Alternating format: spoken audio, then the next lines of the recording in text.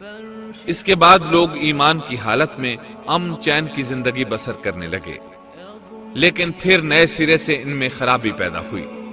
شیطان نے پھر اپنا کام دکھایا، ان کے دلوں میں وسوسہ ڈالا، اور فلسطین، عراق، مصر اور جزیرے کے نواحی علاقوں میں شرک پھیل گیا۔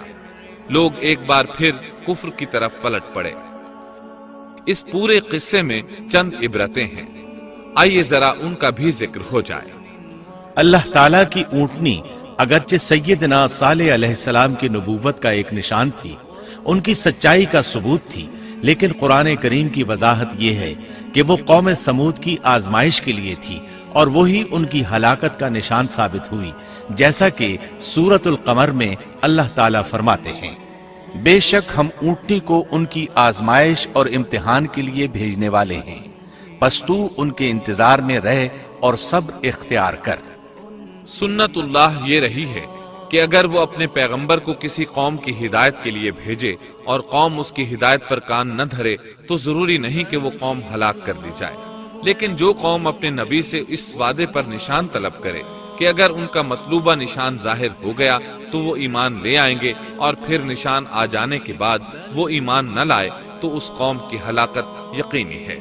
اللہ تعالیٰ پھر اس قوم کو معاف نہیں کرتے جب تک کہ وہ تائب نہ ہو جائے اور اللہ کے دین کو قبول نہ کرے، یا عذاب الہی سے صفحہ ہستی سے مٹ کر دوسروں کے لیے عبرت کا نشان بن جائے۔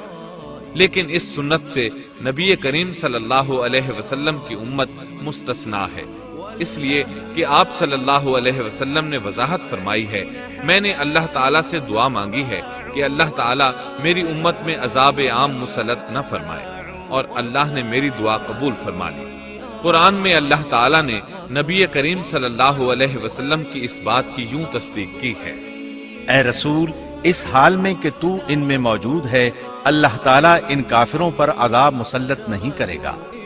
اور یہ ایک خطرناک غلطی ہے، نفس کا دھوکہ ہے کہ انسان عیش و عشرت اور دنیاوی جاہ و جلال کو دیکھ کر یہ خیال کر بیٹھے، یہ گمان کر لے کہ جس قوم یا فرد کے پاس یہ سب کچھ موجود ہے وہ ضرور اللہ تعالیٰ کے سائے میں ہے، اور یہ کہ ان کی یہ خوش عیشی اس بات کی علامت ہے کہ اللہ تعالیٰ کی خوش نودی ان کے ساتھ ہے۔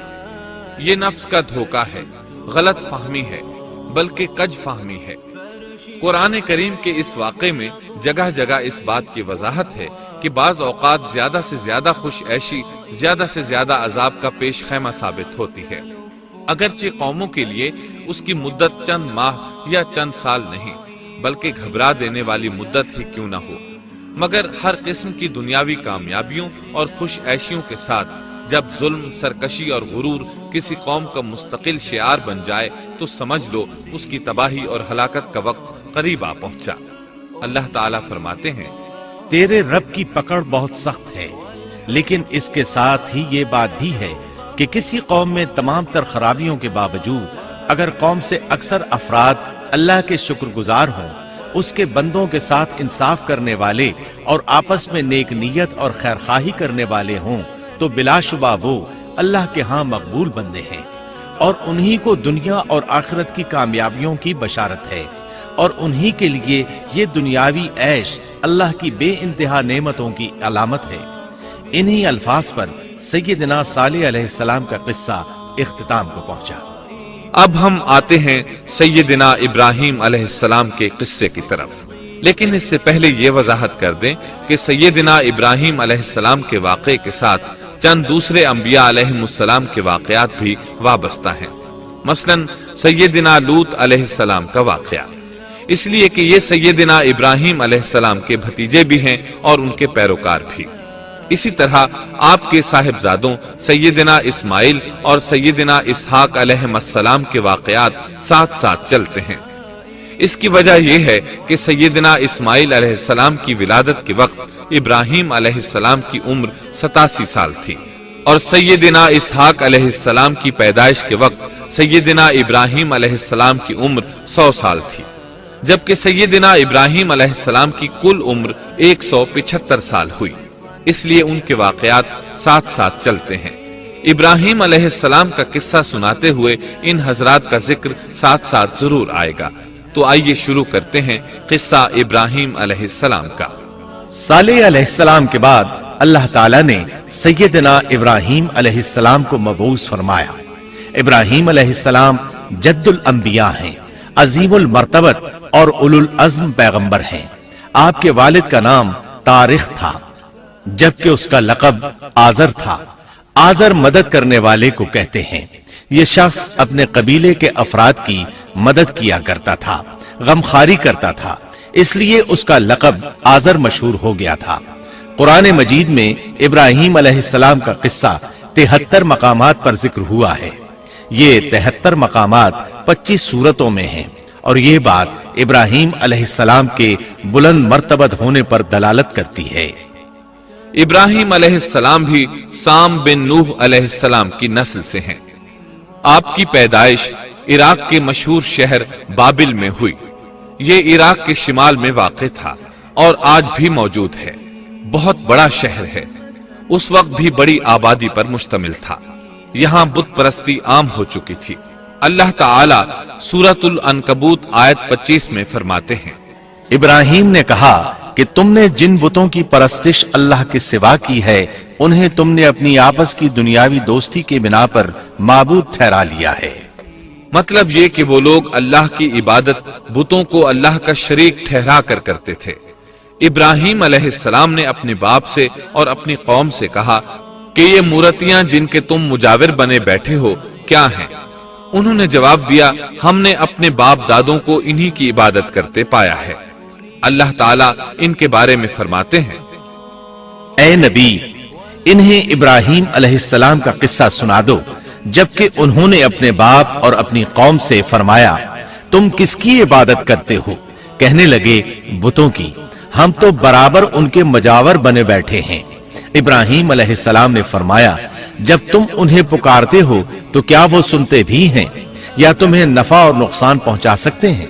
उन्होंने कहा, ये हम कुछ नहीं जानते। हमने तो अपने बाप दादों को इसी तरह करते पाया है। मतलब ये कि ये बुत परस्ती उन्हें वर्षे में मिली थी। वो जिन माबूदों की इबादत करते थे, न वो उनकी पुकार को सुनते थे, न ही उनके नफा और नुकसान पर कादिर थे। इसीलिए इब्राहीम अलैहिस्सलाम उन्हें झिंझोड़ रहे थे, लेकिन अंधी तकलीद और बशरी अक्ल के बेकार हो जाने ने उन्हें ये सब सोचने से आरी कर दिया था। अल्लाह ताला ने इब्राहीम अलैहिस्सलाम की खुसूसी रहनुमाई फरमाई थी, जैसा कि सूरतुल अंबिया आयत 51 में है, और हमने इब्राहीम को पहले से हिदायत अता फरमा दी थी और हम उसे जानते थे। इब्राहीम अलैहिस्सलाम ने कभी एक लम्हे के लिए भी बुतों की पूजा नहीं की थी। आपने अपनी कौम को बुतों की पूजा करते देखा तो उन्हें मलामत की, एक अल्लाह की तरफ दावत दी और इस दावत की इब्तिदा उन्होंने अपने बाप से की। अल्लाह ताला सूरह मरियम में फरमाते हैं, ए नबी, किताब में इब्राहीम का जिक्र कर, बेशक वो सच्चा नबी था। जब उसने अपने बाप से कहा, ए मेरे बाप, बेशक मुझे वो इल्म अता हुआ है जो तुम्हें हासिल नहीं, इसलिए मेरी इताअत करें, मैं आपको सीधा रास्ता दिखाऊंगा। ए मेरे बाप, शैतान की इबादत न करें, बेशक शैतान अल्लाह का नाफरमान है। इन बुतों की इबादत गोया शैतान की इबादत है, इसलिए आपने इन माबूदों को शैतान से ताबीर किया। फरमाया, ए मेरे बाप, बेशक मुझे खौफ है कि तुम पर अल्लाह का अजाब आए, फिर तुम शैतान के साथी हो जाओ। बाप ने उनकी बात सुनकर कहा, ए इब्राहीम, क्या तू मेरे माबूदों से फिरा हुआ है? अलबत्ता अगर तू बाज ना आया तो मैं तुझे संसार कर दूंगा और तू मुझसे एक मुद्दत तक दूर हो जा, यानी मुझसे इतना दूर हो जा कि कभी मुझे नजर ना आए। इब्राहीम अलैहिस्सलाम ने अपने बाप पर नरमी और मेहरबानी करते हुए उनसे कहा, आप पर सलामती हो, मैं अपने रब से आपके लिए बख्शिश तलब करता रहूंगा। लेकिन जब बाद में उन पर वाज़े हो गया कि वो तो अल्लाह का दुश्मन है, तो इब्राहीम अलैहिस्सलाम उससे बेताल्लुक हो गए। सूरह तौबा आयत 114 में अल्लाह फरमाते हैं, और इब्राहीम का अपने वालिद के लिए बख्शिश तलब करना एक वादे की वजह से था जो वो उससे कर चुके थे, लेकिन जब उन्हें मालूम हो गया कि वो अल्लाह का दुश्मन है तो उससे बेजार हो गए। बेशक इब्राहीम बड़े नर्म और तहम्मुल वाले थे। किसी ईमानदार के लिए जायज नहीं कि वो किसी काफिर के लिए दुआए मगफिरत करे, बल्कि मोमिन पर हराम है कि वो किसी काफिर या ईसाई वगैरह के लिए मगफिरत तलब करे या उससे ये कहे कि अल्लाह तुझ पर रहम करे। इब्राहिम अलैहिस्सलाम के वालिद ने उन्हें धमकी दी थी कि अगर तुम इस दावत से बाज ना आए तो मैं तुम्हें संसार कर दूंगा। इसके जवाब में इब्राहिम अलैहिस्सलाम अपने वालिद के साथ इंतहाई शफकत से पेश आए और उससे कहने लगे, मैं आपके लिए अपने रब से इस्तिग़फार करता रहूंगा, इसलिए कि आप अपने वालिद पर बेहद मेहरबान थे। इसीलिए अल्लाह ताला भी इब्राहिम अलैहिस्सलाम पर बेहद मेहरबान थे और आपका लक़ब खलीलुर रहमान रख दिया गया। खुल्लत मोहब्बत का वो इंतहाई दर्जा है जिसके साथ दिल मोहब्बत से भर जाता है, यानी वो बहुत से लोगों से बढ़कर अल्लाह ताला को महबूब थे।